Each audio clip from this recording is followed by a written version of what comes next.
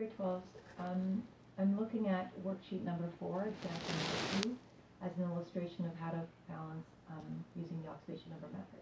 So I've gone ahead and put in all the oxidation numbers for all the elements. Some of them were already there, for example, -1 on iodine, a +1 on hydrogen. So what you want to do is look to see who's changing, who's experiencing a change in oxidation number. So selenium here is +4, and it's 0 on that side. So it's experienced a loss of electrons. Sorry, a gain of electrons, +4 to 0, becoming more negative. Now, first thing you have to do before you assign the number of electrons that it's gaining or losing, you want to make sure that the element is balanced. So I have Se, 1 Se. You're not balancing the whole reaction, just the element that you're considering at the moment. That's been, in this case, reduced. So it's balanced, so I'm going to get the correct number of electrons for all of that element by looking at how the oxidation state has changed. 4 to 0, that's 4 electrons gained. That's my GER, so that one's done. So I scan the reaction and I see that iodine is also changing, and immediately notice that I do not have a balanced number of atoms here. So I'm going to rectify that with a 2 in front of the ions. And that'll also help me get the correct number of electrons that are being, I guess in this case, lost by iodine.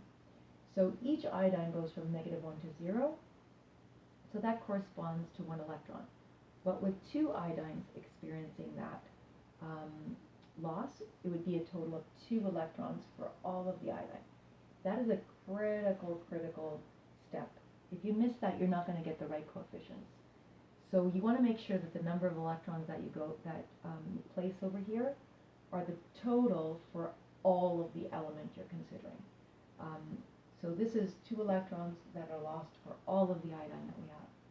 Now you balance the electrons lost against gained, which means for this case that I have to multiply that by 2, and that 2 becomes the coefficients.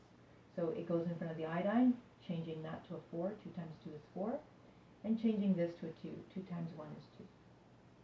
Now, all that remains is to balance the water and the hydrogen ion.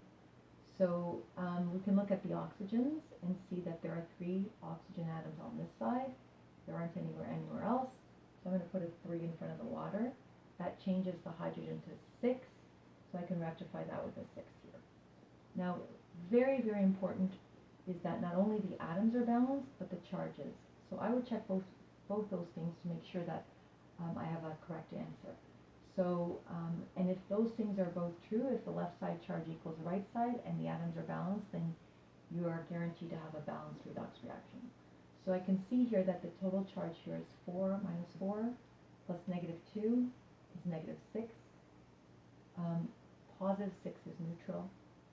And then this side, it's neutral also, because that's neutral, this is neutral water, that -2 just applies to the individual oxygen there.